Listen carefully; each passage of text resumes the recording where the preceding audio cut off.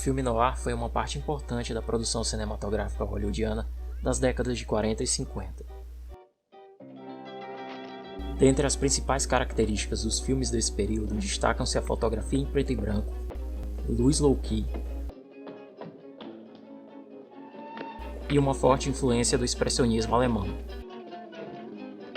Um dos elementos temáticos mais importantes do noir tradicional é a necessidade de explicar, encontrar um sentido em um esquema complexo, comunicar uma informação que possibilitará evitar um desastre. Filmes como Com as Horas Contadas e Pacto de Sangue exemplificam muito bem essa tendência. Em ambos os filmes, acompanhamos dois personagens condenados tentando encontrar significado para o fim que se aproxima, e uma conexão com outros indivíduos através do relato de suas histórias. Surgido no final do ciclo do cinema noir, A Morte num Beijo, em contrapartida, retrata um mundo em que a comunicação parece impossível, e toda troca de informações suspeita. Desde o início, o filme é uma verdadeira explosão sensorial.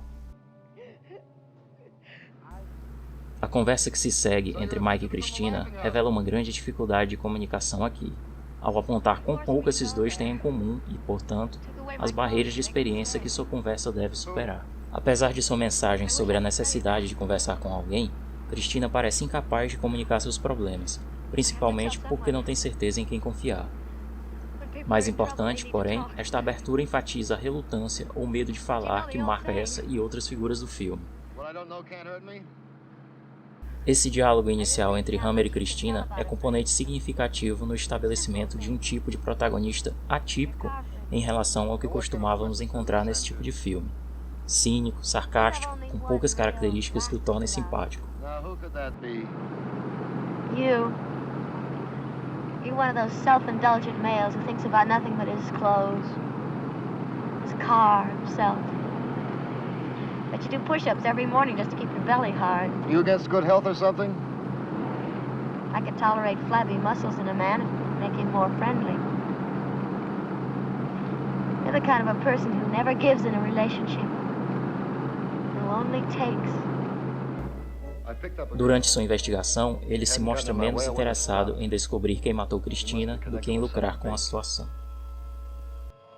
Mike, why don't you tell us what you know? And step aside like a nice fella and let us do our job. What's in it for me?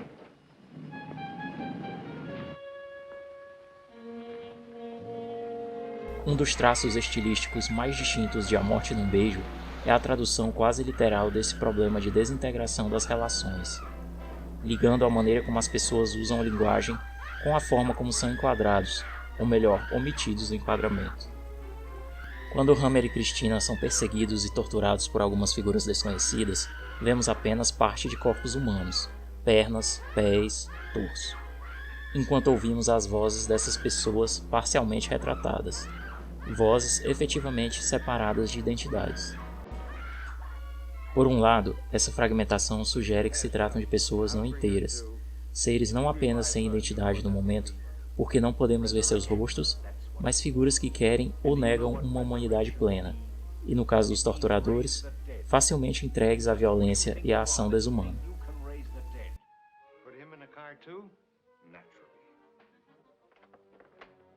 Podemos observar esse tema recorrente de falha de comunicação na maneira como repetidamente vemos Mike se utilizar de outras pessoas para a coleta de informações, como o mecânico Nick e sua namorada Velda. O propósito por trás desses filtros humanos parece ser o de se eximir de consequências e da vulnerabilidade que acompanha o diálogo. Isso é expresso mais claramente na cena em que Mike checa suas mensagens na secretária eletrônica. O aparelho, bastante incomum em 1955, faz parte de seu estilo de vida de dissimulação. Nesse momento, podemos observar como ele e a máquina ocupam lados opostos de um plano médio, com a sombra de Hammer entre eles. A máquina se torna uma segunda sombra, outro eu, uma personificação do aspecto mecânico e sem emoção de Hammer.